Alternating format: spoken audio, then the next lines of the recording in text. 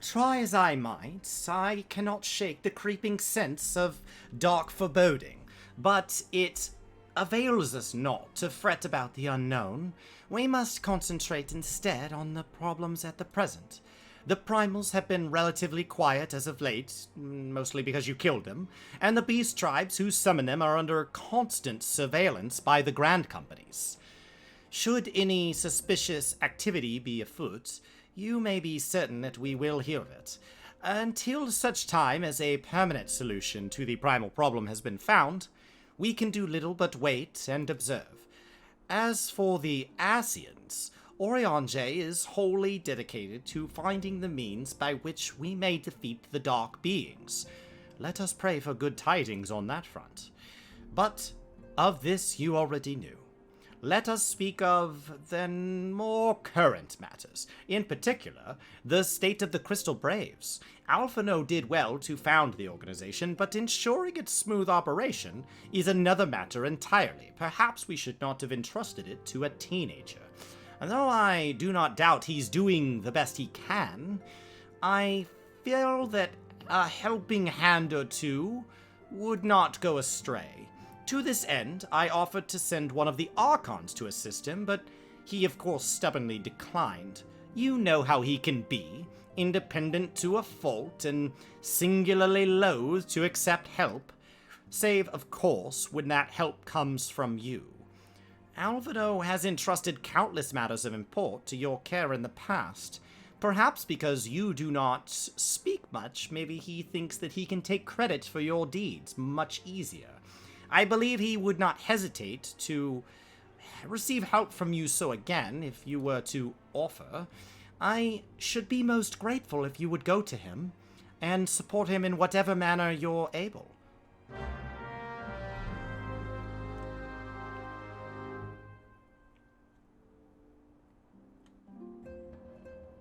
All right. I'm ready. I'm ready.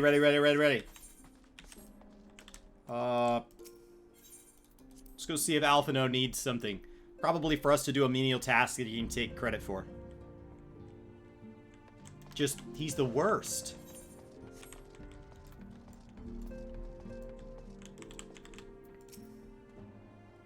What is it, Meteor?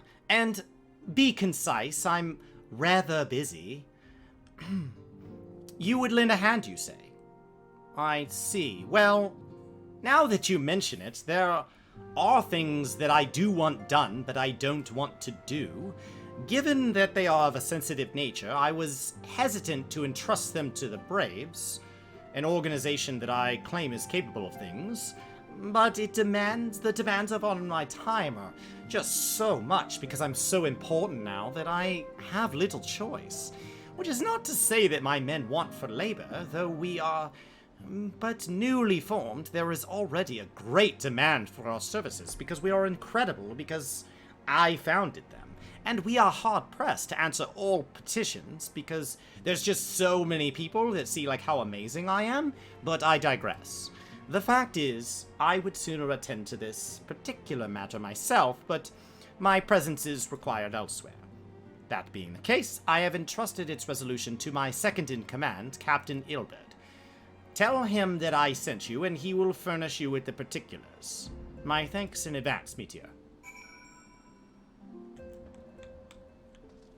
Alright. I don't know who Ilbert is. We met him, I believe, a second ago, unless we knew him before.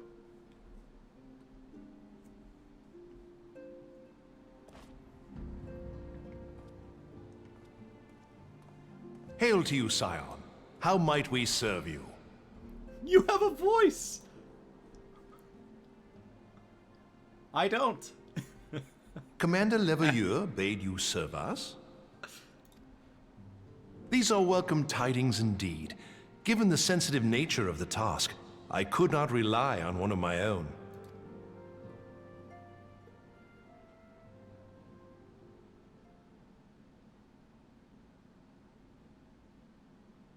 That which I'm about to tell you, I tell you in the strictest confidence.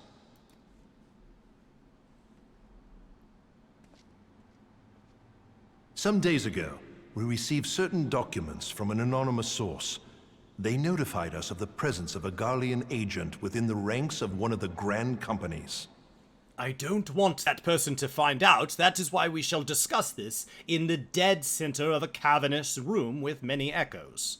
Following some discreet inquiries, we identified a suspect among the Immortal Flames, whom we detained for questioning. Alas, the man was not our agent. He was but one of many men in the agent's employ.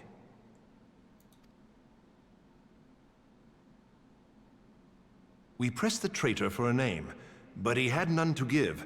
He claims never to have met his master, whom he knows only as the Ivy.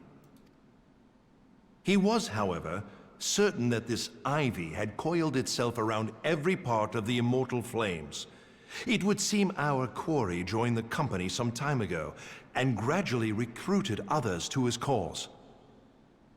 These conspirators are the vines by which he learns our secrets, all without exposing himself.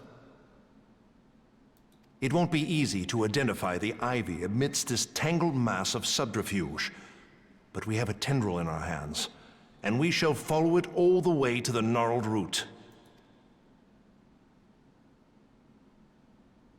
Now, much as I would prefer to proceed with due discretion, circumstances demand that this matter be settled post-haste.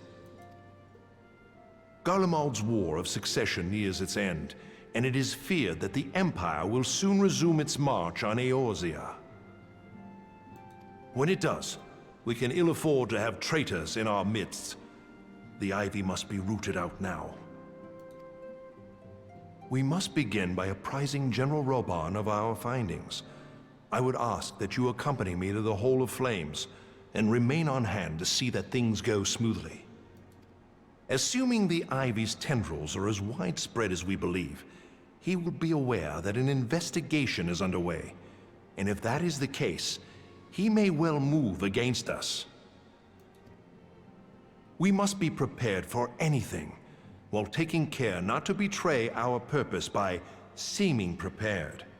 A simple enough task for a one-man army like you.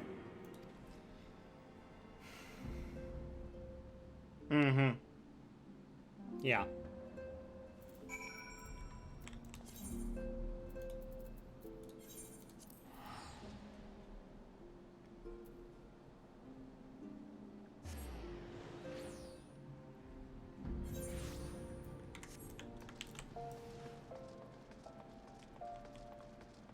All right. Let's dive on here.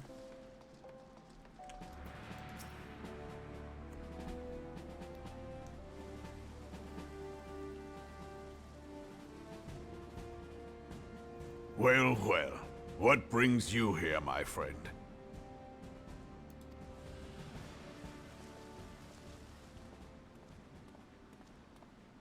He is here at my behest. Greetings, Roban. It has been a while. Hilbert, you old scoundrel. When they told me you'd be visiting, I scarce believed my ears.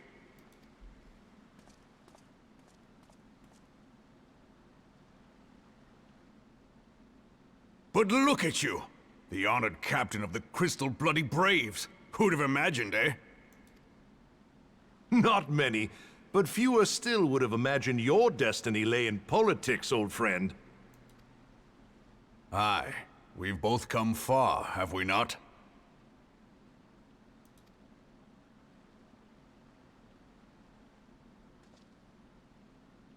Lest you wonder, Hilbert and I go back a long way. We've been friends and rivals since we were lads. The last time we saw each other, Alamigo had just fallen, so you can guess how many summers it's been.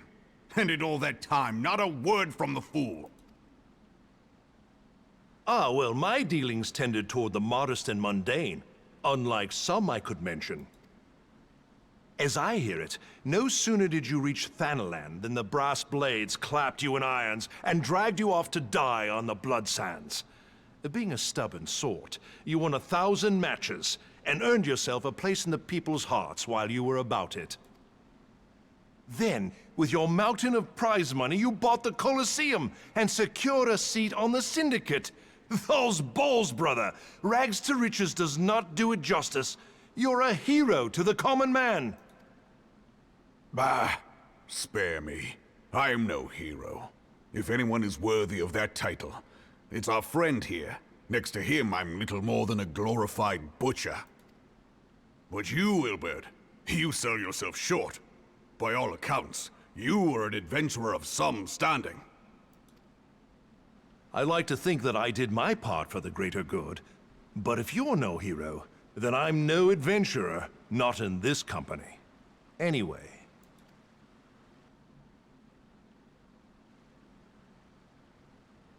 I have tidings.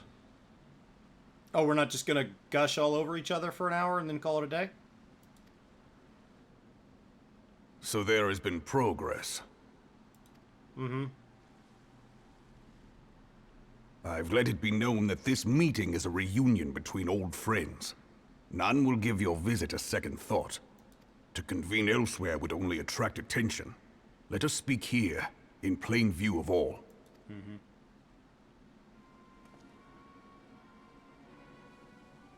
Now they speak so quietly, even I can't hear them.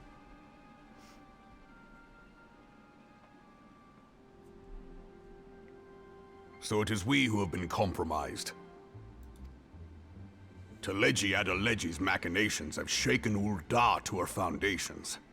In such uncertain times, a man's loyalty may be bought for a fistful of gil. But if this snake has truly been in our midst for as long as you say, we must needs consider a far graver possibility. Conspiracy. Could it be that the monetarists have been in league with the Empire from the first? Very well. I will have my most trusted men investigate the matter. Continue your inquiries in the meantime. It does me well to see you again, old friend. When next we meet, let it be over a flagon of ale. We could have done this over a flagon of ale. Our operations are, as Chad has noted, in a bar inside a bar. I look forward to it. Let us reminisce of bygone days and drink to the future of our homeland. Mm-hmm.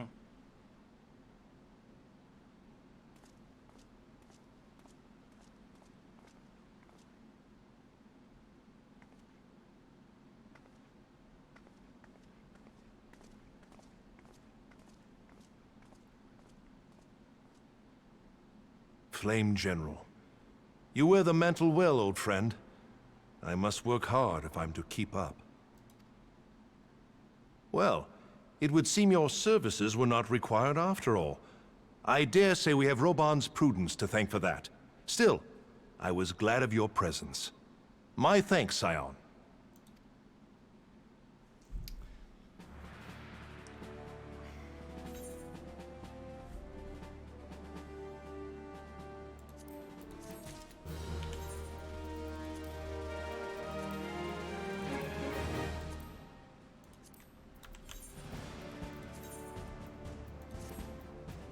Hey!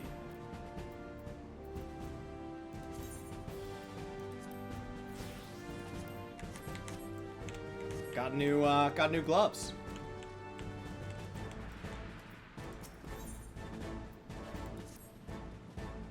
Our hunt for the ivy begins in earnest, Scion.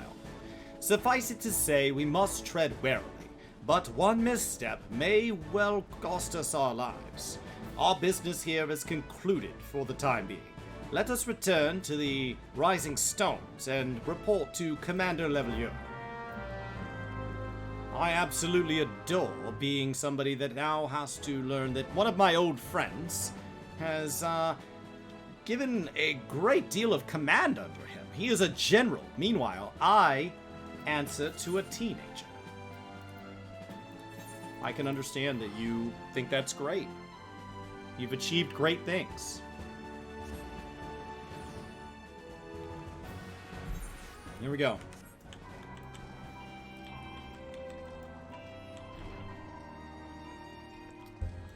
Through the bar and into the private bar. This is a special bar. This is way better.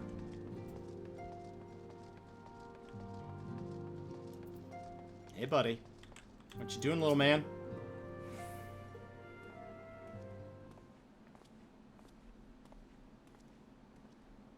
We are returned from Uldar, Commander. And not a moment too soon. Something has happened. Trouble? You will recall that the 4th was tasked with reconnoitering the rendezvous site used by Ivy's minion and his Imperial contacts. Soon after you left, we received word that the unit was ambushed en route to its destination. God damn it. According to the report, one of ours has been taken captive. The Garleans are not wont to treat their foemen with dignity, and I have grave fears for her safety. We must dispatch a rescue party at once. Recall those braves who are afield. Begging your pardons, Commander, but we have not the time. I'm afraid I must ask for your aid once more, sire. An ill-prepared rescue party will only serve to provide the Garleans with more captives, yet time is of the essence. Simply put, because you can teleport and have a whole swath of flying mounts, you are the best chance we have.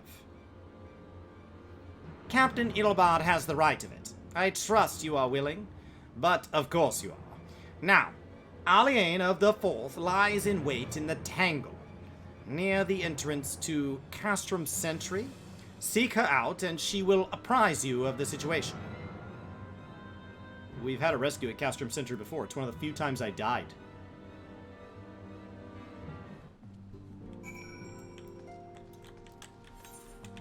Okay.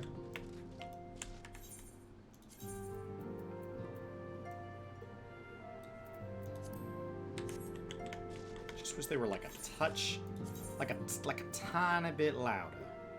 There we go. We'll go to 50. Half volume. Now we had so many voice acted scenes there. That was amazing. What do you want? Tangle.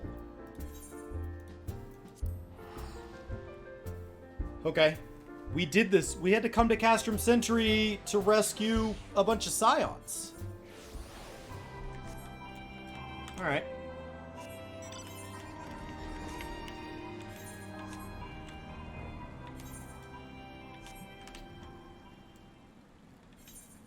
Let's charge on.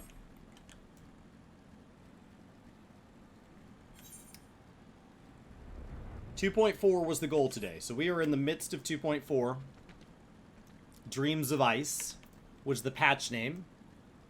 2.4 as a main patch released in like late 2014.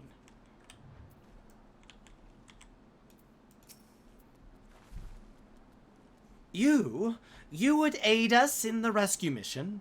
We are in your debt, Warrior of Light. Now, time is against us, so allow me to brief you on the situation. The Garleans fell upon us without warning, wounding poor Resh and hauling her away to the castrum yonder. Outnumbered as we were, it was all we could do to flee and regroup. Even as we speak, the Garleans may be interrogating Resh, or worse. With her hurts, I fear that she will not survive their intentions. We must rescue her without delay. Our order may be yet in its infancy, but the bond that binds us is as strong as mithril. None of us will stand by while a comrade suffers. We, the remnants of the 4th, will infiltrate Castrum Sentry. Please help us find Resh before it's too late.